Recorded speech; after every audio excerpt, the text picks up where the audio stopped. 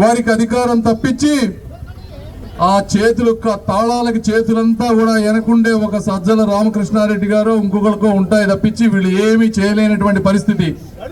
ఏమీ చేయలేక అక్కడి నుంచి ఇక్కడికి వచ్చి రాజధాని ప్రాంతంలో సుచరిత గారు ఏం చేస్తారు చెప్పండి? ఏమీ చేయలేరు. కాబట్టి దళిత బిడ్డ, మరి అదే దళిత బిడ్డలు సుధాకర్, డాక్టర్ సుధాకర్ అనే వ్యక్తి మాస్క్ అడిగితే ఆయనని మానసిక రోగిగా చిత్రీకరించి చంపించిన మాట వాస్తవం కాదా?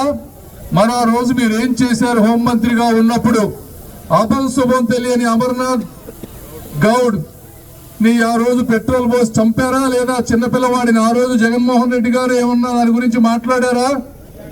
ఇది పరిస్థితి. ఇట్లాంటి దుర్మార్గం చేస్తావు. అన్నా క్యాంటీన్లు ఉన్నాయి. అన్నా క్యాంటీన్లో తినేది ఎవరు? అయోధ్య రామిరెడ్డి గారు తింటారా? అన్నా క్యాంటీన్లో డబ్బున్న అయోధ్య రామిరెడ్డి గారు తింటారా? విజయసాయి రెడ్డి గారు తింటారా? సజ్జల రామకృష్ణారెడ్డి గారు తింటారా? లేకపోతే జగన్మోహన్ రెడ్డి గారు తింటారా? అక్కడ భోజనం పొద్దున్నుంచి సాయంత్రం వరకు కష్టపడే కార్మికులు తింటారు. ఇంట్లో వంట వండుకోలేక పొద్దున్నే పనికి వెళ్తూ మధ్యాహ్నం పూట 5 రూపాయలకి మంచి భోజనం ఈ రాష్ట్రం మీద, తెలుగుదేశం పార్టీ మీద అభిమానంతో ఎంతో మంది అన్నదానం చేస్తా ఉంటే దొరికేటువంటి అన్నం అన్నా క్యాంటీన్ లో ఉండేది.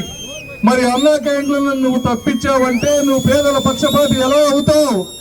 ఏ విధంగా ఈ నిర్ణయాన్ని నువ్వు సమర్థించుకుంటావు జగన్మోహన్ రెడ్డి గారు? ఇది వాస్తవాలు బ్రదర్స్, మీరందరూ అర్థం చేసుకోండి.